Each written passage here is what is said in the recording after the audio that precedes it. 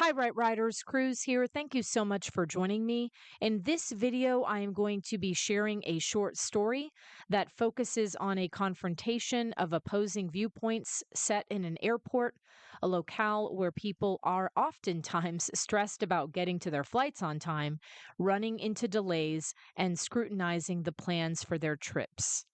The prompt from poetsandwriters.org had encouraged us to try to incorporate some humor, light or dark, into the situation, or for us to tease out an element of suspense. And so, Right Writers, that is what our short story prompt is.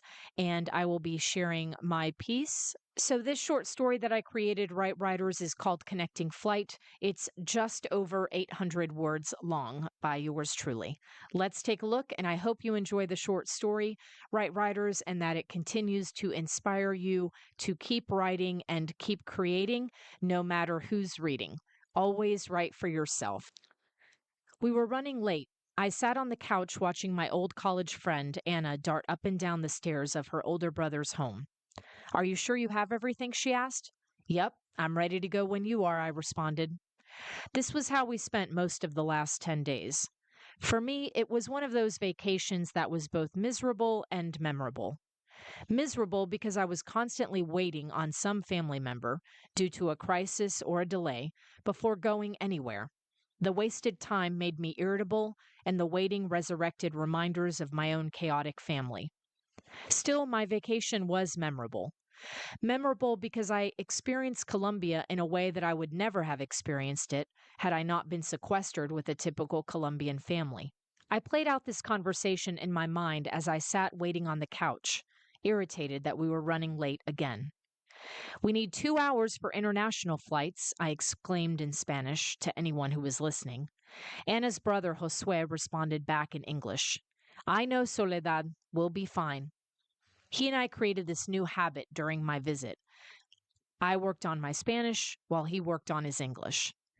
Finally, the six of us piled into the car, headed for the Cali airport. Maneuvering in and out of lanes like a taxi driver, Josue was a master behind the wheel. It was impressive. Despite his best efforts, our late arrival meant we had to rush our goodbyes as we entered the long customs line to exit the country. While I observed what was going on in front of us, Anna looked back. I could hear her stifled sobs. A good friend would have offered a hug and some words of consolation. However, my concerns were less about my friend and more about catching our flight, so I pretended not to hear her. We finally reached the armed guards and unzipped our suitcases. I expected a quick check, a passport stamp, and a go. Not the case. I made the mistake of bringing sealed coffee. In Spanish, I asked what the problem was, but the guard did not answer, and Anna grimaced as if to say, "Keep your mouth shut." Rather than responding to me, the guard called over another guard. I watched the second guard pull out a knife and stab each coffee bag one by one. He sealed them back up with tape and shuttled us through. We hurried through the gates to board our plane, and when we reached the front desk counter, the airline employee told us it was too late. Yet we could see the plane. It had not budged. Anna argued in Spanish, begging for her to let us pass, but the employee was impenetrable. The woman firmly told Anna that all the seats were booked. I began thinking about how much of a debacle this morning had been, and how much I did not want to redo this day tomorrow. So I began to cry in front of this strange woman. In tears, I explained that we had a connecting flight from Miami to Chicago, and that we would be fired from our jobs if we did not make this flight. Apparently, the thought of her causing us to become unemployed impacted her. She looked me hard in the face and saw the fear and sincerity in my eyes.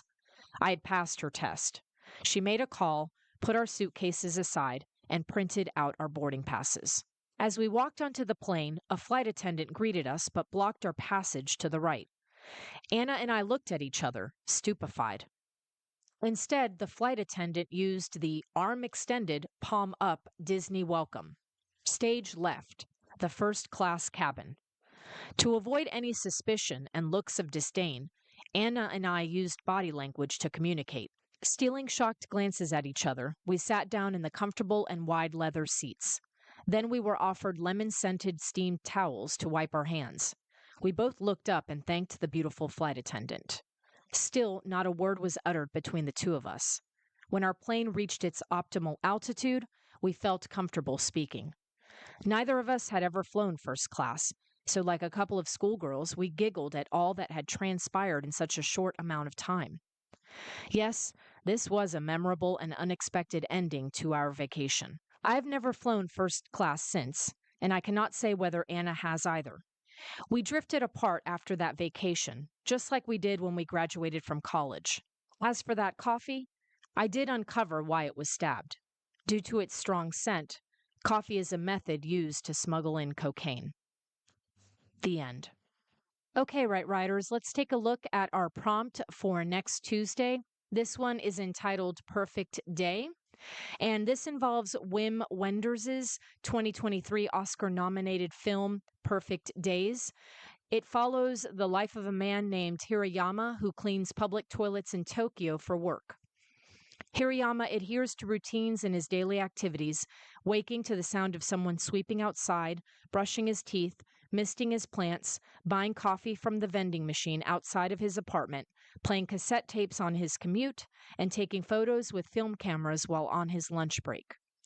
His work tasks are completed with integrity, even using a jerry-rigged mirror to check the undersides of the toilets he cleans. The character speaks very little, and the focus remains on the simple beauty of his everyday experiences. Write a poem that chronicles one day in your life, encapsulating both mundane routine and beauty beheld. Consider playing with repetition, line breaks, and spacing to reflect the regular and irregular rhythms of your day. Okay, so Right Writers, I am definitely partial to this particular prompt because I had the opportunity to see Perfect Days. I absolutely loved that film.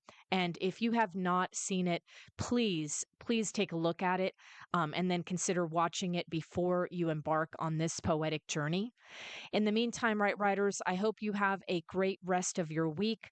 Thank you so much for subscribing, Right Writers, and I appreciate you sharing this channel with other creative individuals and other writers. We are almost at 500 subscribers, and even though this has been a super long journey, I have enjoyed it and continue to enjoy it. And I will continue uploading videos because it inspires me to write and to create.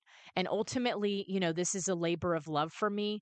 I do this for no one but myself. And I think if you're considering creating a channel or just doing anything creative, do it for the love and do it for yourself. So, with that said, Right Writers, I hope you have a great rest of your week.